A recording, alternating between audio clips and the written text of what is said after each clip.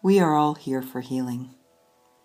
We are thirsty souls, come to earth to fulfill something partial that was left undone or incomplete. We are wandering in the state of semi-consciousness. The tradition of yoga says that we are dreaming, existing on the plane of illusion called Maya. When we wake up to an entirely different world. Everything in our lives changes because our entire way of looking changes. In other words, when we invest our intention and energy in the monkey mind which jumps from story to story, we suffer from distraction and dissatisfaction, and the world becomes a scary and mad place. When we believe we are the mind, we function under a belief system which keeps us chained to an insane and tyrannical ruler, a ruler whose worst fear is to be exposed as what he is, an imposter. For no matter how much the monkey is jumping, trying to keep us believing that he is the true self, at times the veil will slip, and we will feel ourselves to be something else, something truer. When we are just between sleeping and waking, when we give birth or are near death, when we experience real danger, at midnight, deep in nature, or at any other ordinary moment, we may feel ourselves suddenly in our most real and natural state. In these moments, we feel ourselves as we are, whole and awake.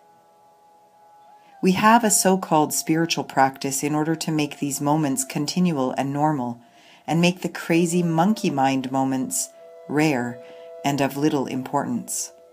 In other words, we practice to reverse the status quo. Consider Jesus' words for a moment.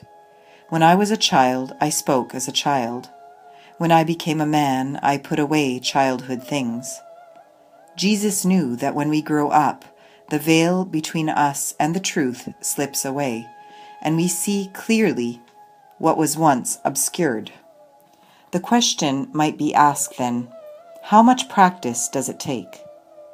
The paradox of the answer goes something like this. Our spiritual maturity takes a tremendous amount of effort. It takes the exact effort of not giving attention to the mind. From another point of view, our spiritual maturity takes no effort at all in that we don't need to do something. Rather, we need to not do something. We need to not be swept up in the monkey mind's antics. That is why yoga is considered a discipline. We discipline ourselves not to react, not to grasp or push away, not to run, not to indulge fantasies. We train ourselves actually to do nothing. And this continual and precise refraining allows us to be who we actually are, staying in present moment awareness.